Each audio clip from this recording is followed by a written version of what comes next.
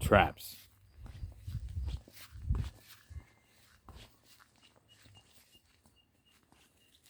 Today I want to talk about traps.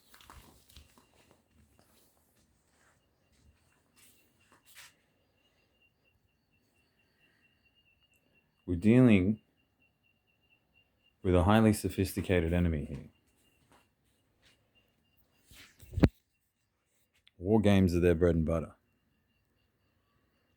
When they're not engaged in actual warfare, they run their large concerns as if they were in a war. You can see this in politics. Every election is a campaign. Same in marketing, product launches and such. It's all about intelligence, gathering information, formulating scenarios, forming appropriate courses of action. They're ready. We're not ready. Not in that sense. We can't know what lies ahead. Our intel is poor. So we have to think carefully about the tools we use, the quality of the intel we're able to gather, and the appropriate course of action based on such. Now, I've been a forensic historian. It's been not quite a career, but more than a hobby of mine for many years now. And I know about traps. What the CIA would call a limited hangout. Now, whilst I'm starting to get to the opinion that the whole UFO thing in general is a limited hangout, whether it is or it isn't, I can't prove. But what I can let you know about is what happened with MUFON, the Mutual UFO Network, which was, for a time, America's premier UFO enthusiast collective, to put it euphemistically. And what happened there was intelligence operatives, and I don't think they were official agents, more like the intelligence equivalent of a criminal informant, were sent to infiltrate the movement and turn investigations off fruitful paths, and eventually make everybody involved look a little bit silly. What was their exact motive? Who knows? Perhaps they wanted to maintain a technological edge. Perhaps they just wanted to keep secret what they were really doing with all the black budget money in terms of developing new war tech, and keep the public and their enemies in the dark. As a forensic historian, I've seen this many times over the years. The most obvious case being flat Earth. Now, as I'm fond of saying, flat or a ball, doesn't really matter what shape your prison is, does it? But regardless, the flat Earth narrative is quite useful to discourage the quote-unquote normie from even going near the subject. Oh, you're a flat earther. Oh, you're a vaccine denier. Oh, you're a climate denier. When you may be none of these. You might simply have a slightly more nuanced argument than the Overton window allows. But instantly, the listener, uninitiated, has a box to put you in and ignore you, to shut down any discussion that might perhaps lead somewhere fruitful. And this is a clever technique in information warfare. It's very, what would you call it? A self-generating defense against transparency, against inquiry, to keep the real secrets real secret. working out the kinks.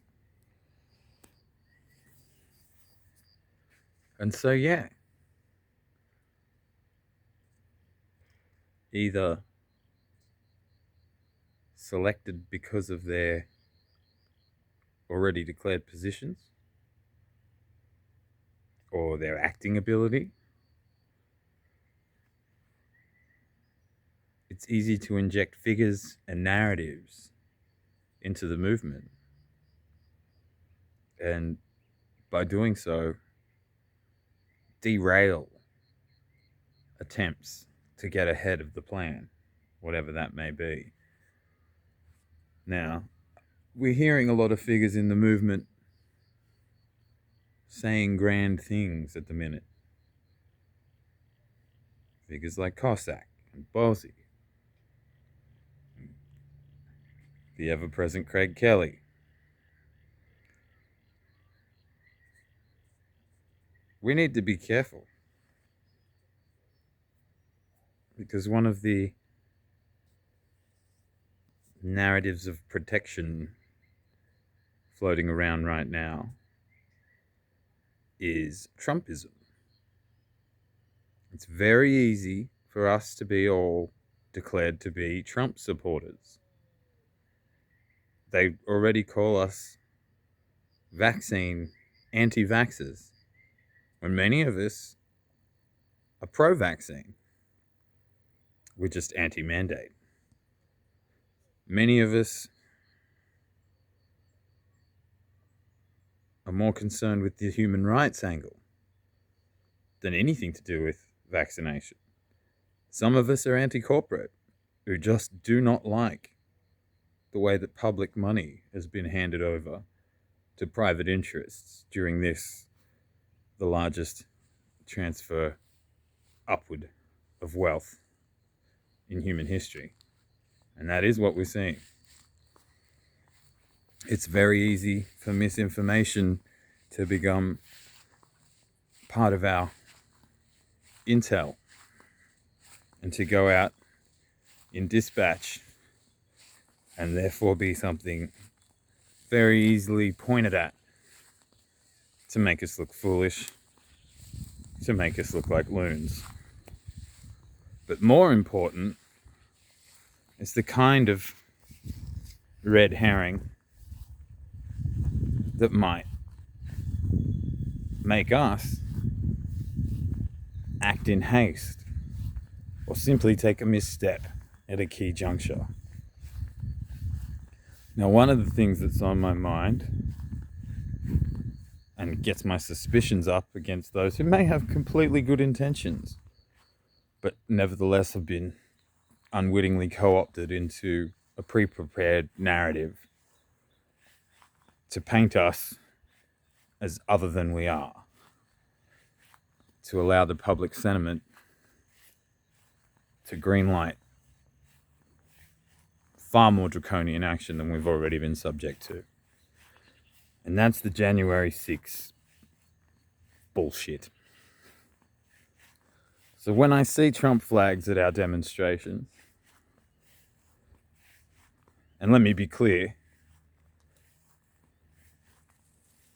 I'm not a Trump supporter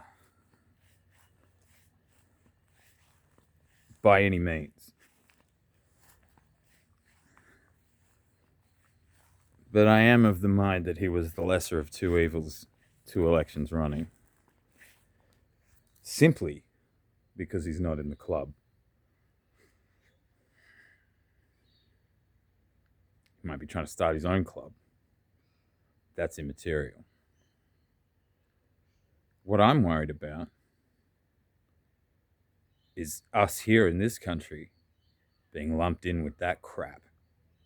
This January 6th narrative, this insurrection narrative, for which many of the pieces are already out there.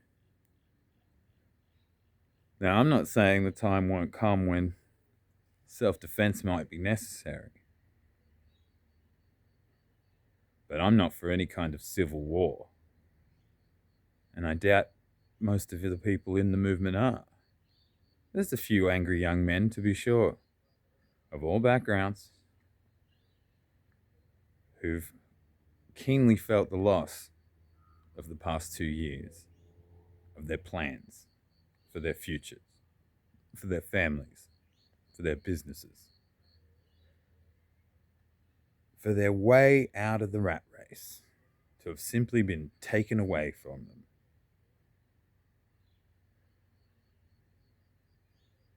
So let's not be hasty.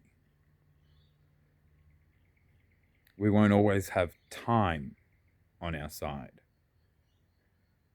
But just have that thought in the front of your mind when some juicy tidbit comes your way, that perhaps someone wants you to think that so that you'll act in a way that they want you to, at the risk of sounding like a Q-tard.